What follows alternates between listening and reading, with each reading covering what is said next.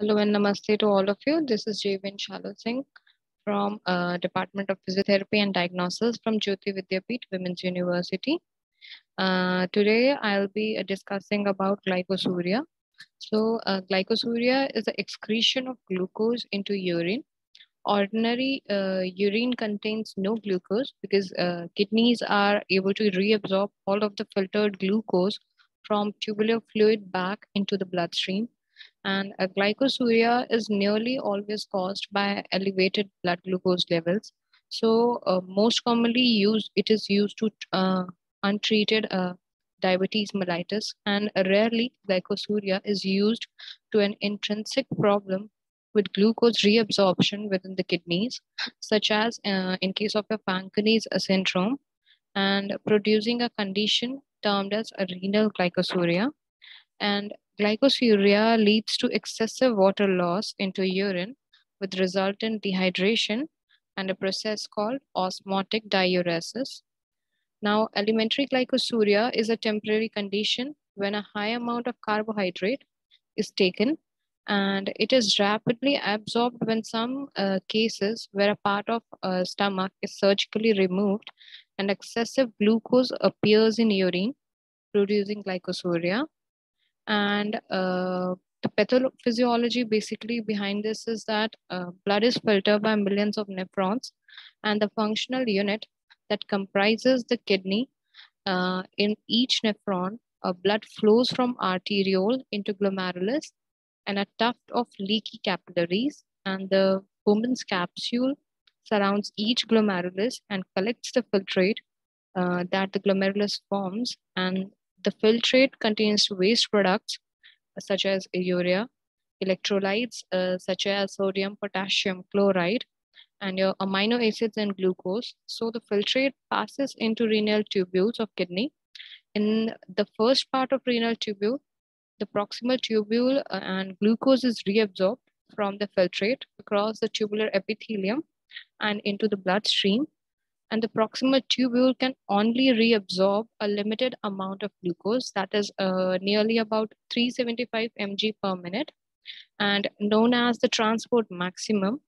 And when the blood glucose level exceeds about 160 to 180 mg per dl, or we can say it 8.9 to 10 millimoles per liter, the proximal tubule will become overwhelmed and begin to excrete glucose in the urine.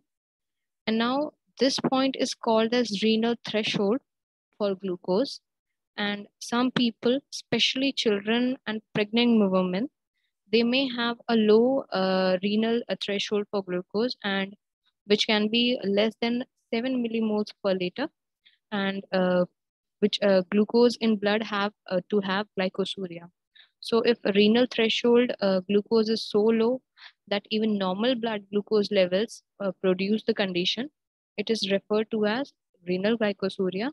And glucose in urine can be identified by a Benedict's qualitative test. And if yeast is present in the bladder, the sugar in the urine may begin to ferment and producing a rare condition known as urinary autobrui syndrome. Now, there can be various pathophysiologies.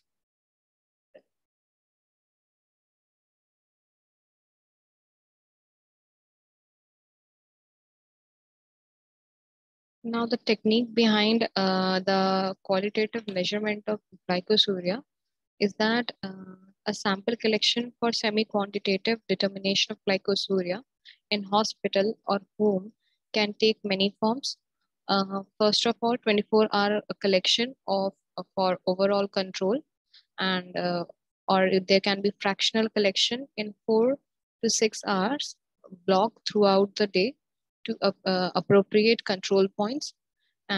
Secondly, there can be first voided spot urine whose interval is determined by the time since the previous urination, and a second voided spot urine which assesses glycosuria in a specific short interval since a discarded first void. And because of the many factors that alter glycosuria, and because of the time delay between glucose filtration at the glomerulus and its appearance in the void, it is not surprising that several studies indicate that changes in the concentration of glycosuria between the first and second voided urine specimens do not accurately reflect documented change or lack of change in plasma glucose. So the observation were sustained by other studies showing that first and second urine voided tests like glycosuria agree only from 62% to 81% of the time. And techniques for measuring glycosuria are based upon either glucose oxidase, specific for glucose, or copper sulfate reduction, non-specific, which is non-specific and detects the reducing substances including glucose, fructose, lactose, pentose, galactose, homogentisic acid, and ascorbic acid. So the test tape and a variety of stick or strip tests such as ChemStrip, UG, and UGK, um, diastatic and Urustic are glucose oxidase based. Now, Clinitest is copper sulfate reduction based, and in the glucose oxidase based technique, the hydrogen peroxide is generated and it reacts with horseradish peroxidase to produce a nascent oxygen, and it in turn oxidizes orthotoluidine to produce blue or purple color, that is red. And in the test tape process, oxidized orthotoluidine is reacted with yellow dye tartrazine to produce a greater range of color and development. And multifactorial influences on the presence and degree of glucosuria have produced varying conclusions about how glucosuria should be reported and used in monitoring diabetic control. Confusion is reduced if the absolute value of glucosuria is reported using person scale, now included with all techniques except in your cleanistic method, and as recommended by EDA Committee on Materials and Therapeutic Agents. The sensitivity of commercial clinical strips method can be 10 to 15 mg per dl. And although 50 mg per dl is usually detected, now the accuracy of each method also varies with amount of glucosuria. And for example, Clinitest and Diastec agreed with a spectrophotometric analysis, which is 78% and 72% of the time, respectively. And Ketodiastec and Clinitest were both accurate at lower concentrations. However, Clinitest was correct in 96% of the samples known to contain 4% glucose, whereas Ketodiastec was accurate only 40% of the time at this concentration. Clinitest is marked as a two-drop test that measures glucose concentrations from 0.25 to 5.0 grams per dl, and as a five-drop test that measures concentrations from less than 0.25 to 2.0 grams per dl. And now glucose concentrations above 2.0 grams per dl or however can cause the solutions to turn a color similar to that for 1.0 grams per dl, and reading the pass-through phenomena and underestimation of urine glucose can result. And overall, the two-drop copper sulfate procedure was most accurate in comparison with spectrophotometric analysis, particularly at lower glucose concentrations. And a glucose oxidase-based strip has been reported to offer greater accuracy in clinical range, and it reportedly excludes upper limit of normal values, that is 30 mg per dl, while detecting 60 mg per dl, and is comparable to other methods in 100 to 250 mg per dl range. On the other hand, Clinitest Diastec and test tape tended to read low between 500 to 2000 mg per dl, whereas Chemistric reads high at 2000 mg per dl. So those were the all techniques that come under the qualitative detection of glucosuria. Now, the with each technique, there can be certain problems that can be encountered. So there were various reports that were found uh, during these methodological differences in test procedures.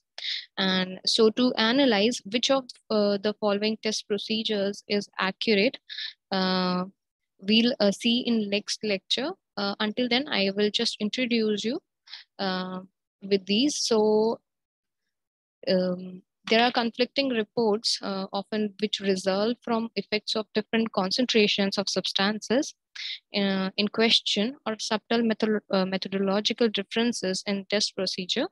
And however, achieving a urinary concentration of substances that can alter the test is often difficult under normal clinical circumstances.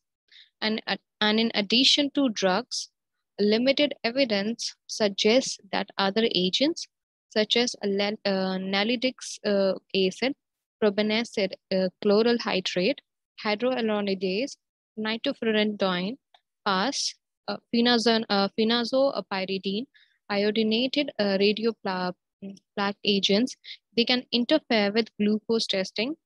And ciprofloxacin, a quinoline antibiotic related to nalidixic acid, does not interfere with kidney test, but has been associated with false positive reactions in certain glucose oxidase tests.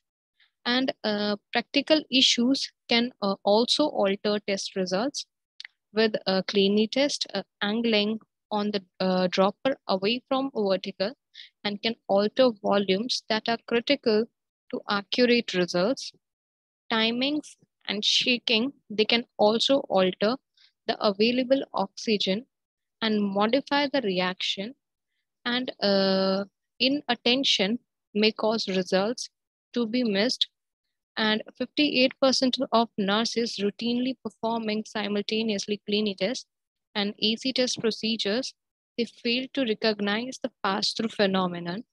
So there can be potential errors in monitoring glucosuria. So one of the most important potential error can be due to monitoring of color discrimination. So we'll get to know about these potential errors in our next session. Until then, take care and goodbye.